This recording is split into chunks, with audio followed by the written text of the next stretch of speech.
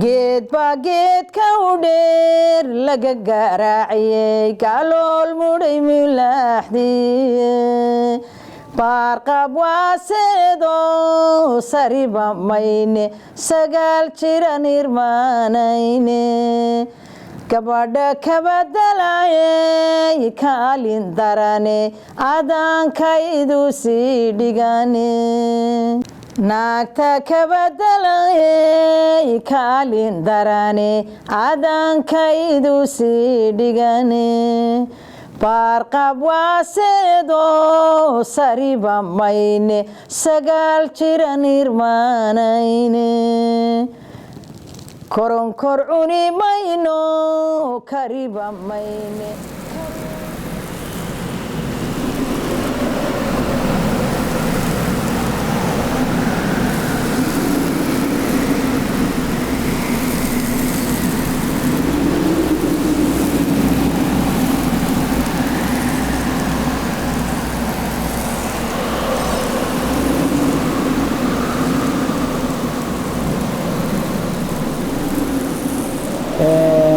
markii ahaa 2009 waxaan halkaa fursad u helay inaan dhaqankii Soomaaliyeed ee halkaas markaa yeelay aan wax ka soo faa'iideysto horena aan wax uga faa'iideysan jiray dadkii aan la kulmo deegaamada kala duwan ee Soomaaliya deganaa agab dhaqameedka isticmaali jireen iyo aqaladii ay markaa ay dhisan jireen ay noqotay kuwo aan fursad u helo inaan si fiican u arko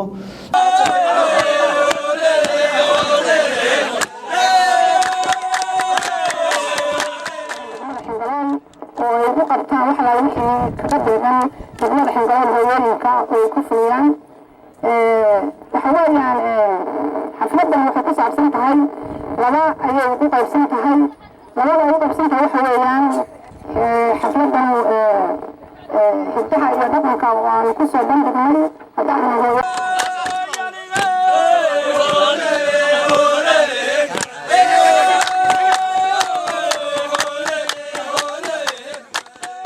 ugu jirtaa xingaleel waxay tahay magaaladii markii ugu horeysay aan imi waddanka markii aan hiddihiiyo dhaqankoodan isdibal wax ka eeg waxay igu dhalisay taasu inaan hiddihiiyo dhaqankii Soomaaliyeed ururiyo dhammaan agab dhaqameedkii Soomaaliyeed ee aynu lahayn anaan mid ka tegin ayay igu kaliftay inaan ururiyo muddo 4 sannadood ayaan ku jiray 750 agab dhaqameed oo Soomaaliyeed baan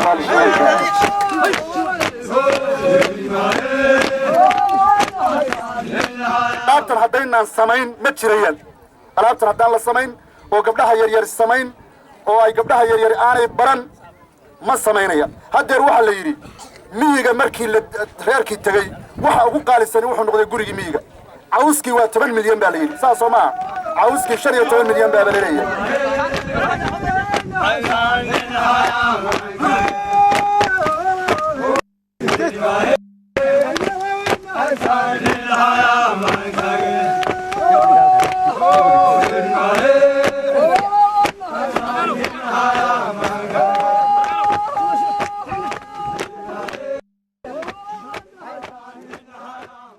qal Soomaaliga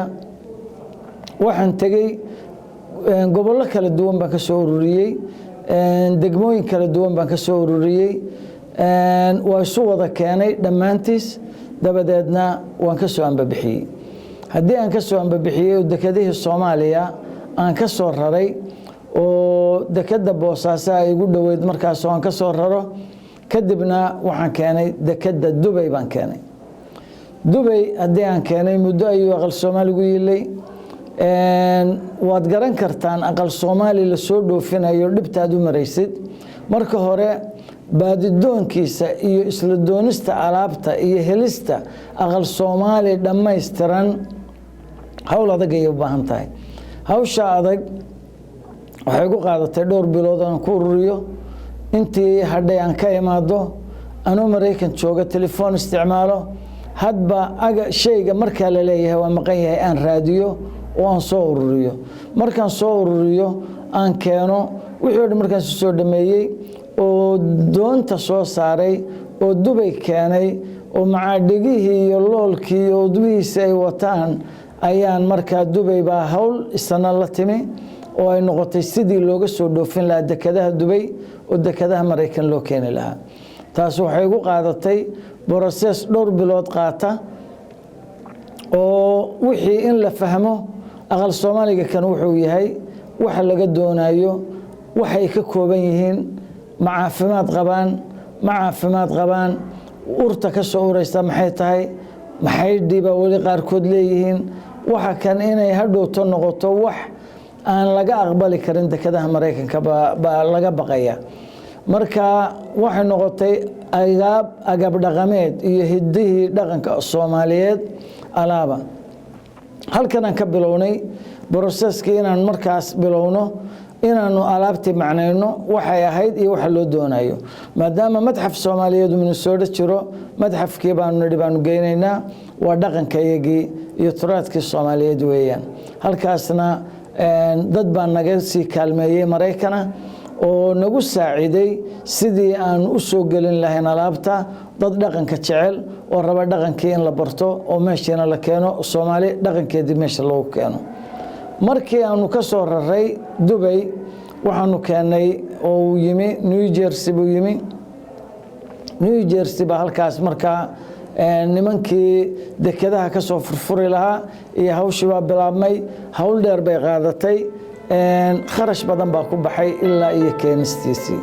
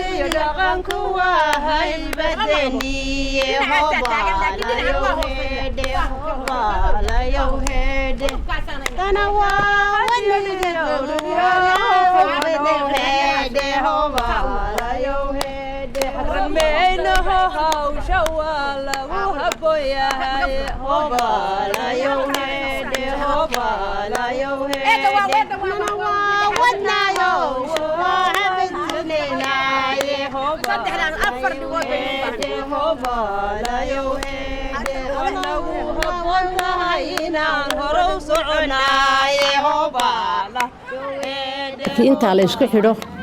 waxa la sameeyaa lamada la soo galiya lamo wax la yiraahdo harag laga sameeyay looda laga saaray haraga looda baa lamada la yiraahdaa lamada lagu soo xidhaa aloolka lagu xijiyaa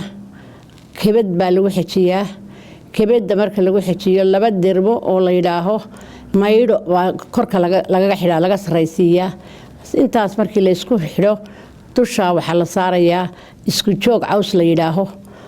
ayaa dhexdhexaad laga ridayaa markii ka laga rido dhexdhexaada waxa lagu xijinayaa laba dhinac saar oo cawsasa oo iyaguna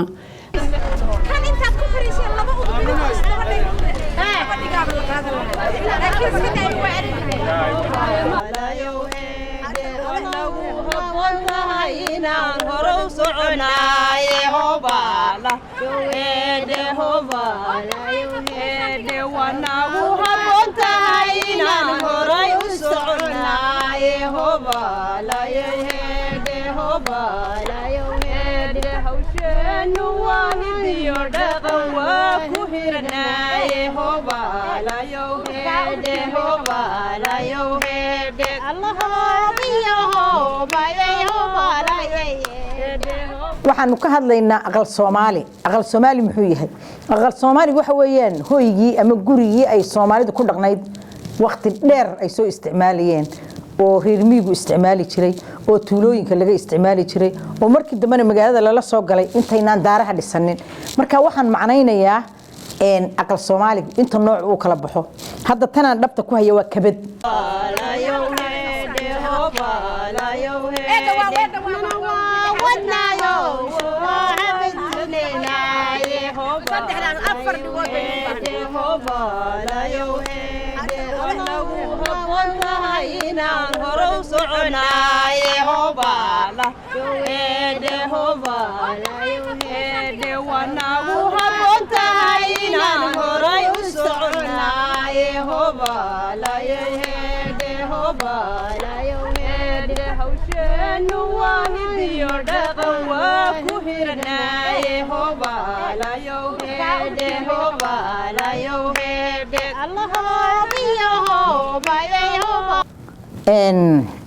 guriga baan sharaxaynaa waa guriga hoostiisii ama gudihiisii weeyaan waxa weeyaan halka waxaad kor ku aragtaan waa hararkii xariirta ahaa ay gabdhuhu sameeyeen waa dhigihii waa dhigdhaxadii waa xakabkii halkaas darin baa iyadana lagaga caawiyey halkaas waxaa ah weerkii oo lagu soo weeray saantiiba ah waa saanti xoolaha halkan waxa ka laalaadaa waa gararkii waa yeeshii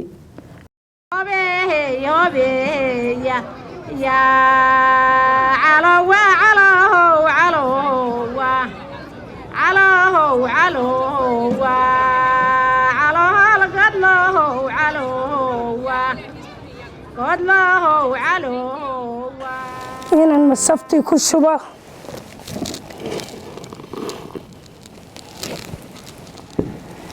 dabeedna saas la odhanayaa saa marka la dhaho saas haddana la dhahayaa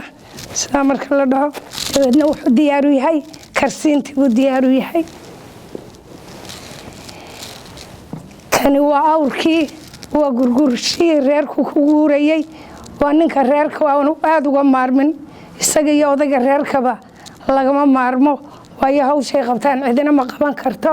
waa awrkii lagu guurayey masaafo dheer baa lagu tagaa markaa waa ninkii reerka rarayay kan waxaa la yidhaahdaa sambiil ama stambiil soomaalida qaarba siba u yidhaahdaan halkan waxaa ku jirta alaabtii lagu samayn lahaa agabka halka yaallo oo dhan sida asaasku yahay waxaa laga sameeyaa jilow baa la yidhaahdaa ama maydhax baa la yidhaahdaa ka uu ku dhex jiraana waa sambiilkii ama waa dambiishii sida loo kala yaqaano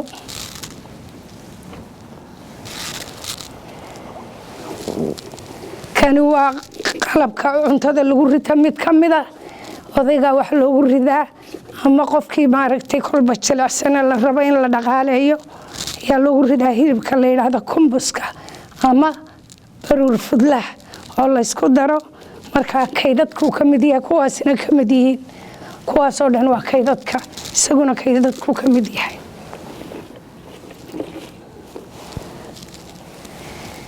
kani waxa weeyaan hararka guriga lagu xaragaysiiyo oo sidaa loogu dadbo isagoo weyn oo ballaadhan ayaa guriga dhan lagu dadbaa harar baa la yidhaahdaa waa shay qurux badan oo aada loogu xaragoodo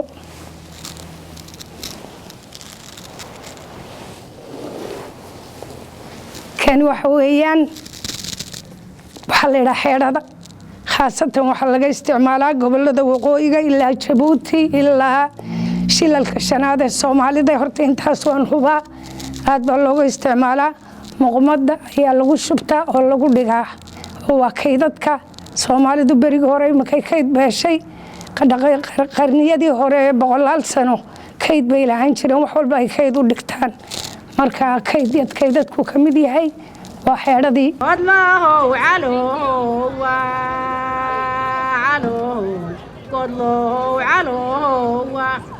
meelaga cara ayay bulayba ay bulayba waa meela ebeede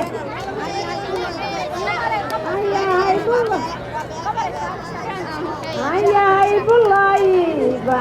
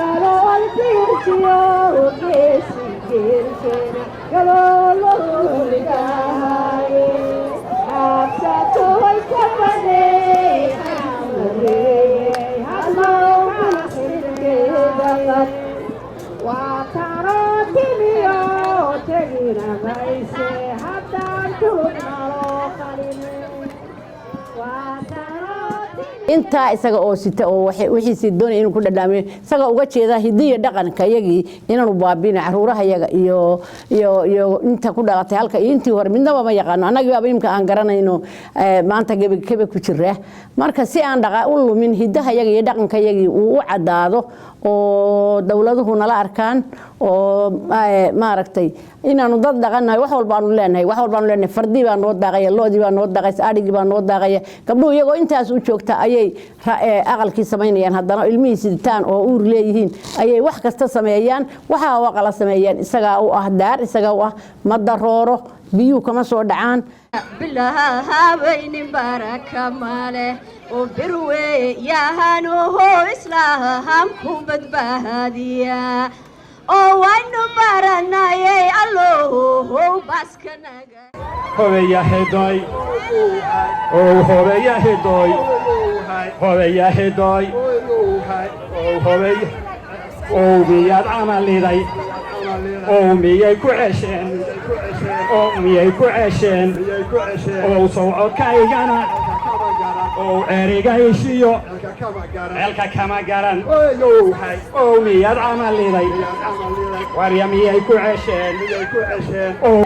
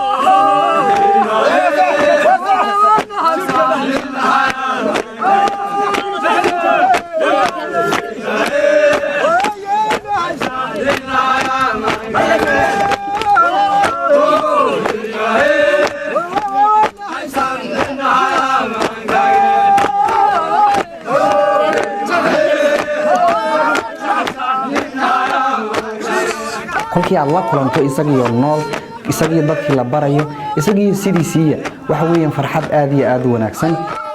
hooyo kasta ama aaba kasta waxaan jeclaan lahaa inuu ku dhiirigeliyo ilmihiisa siduu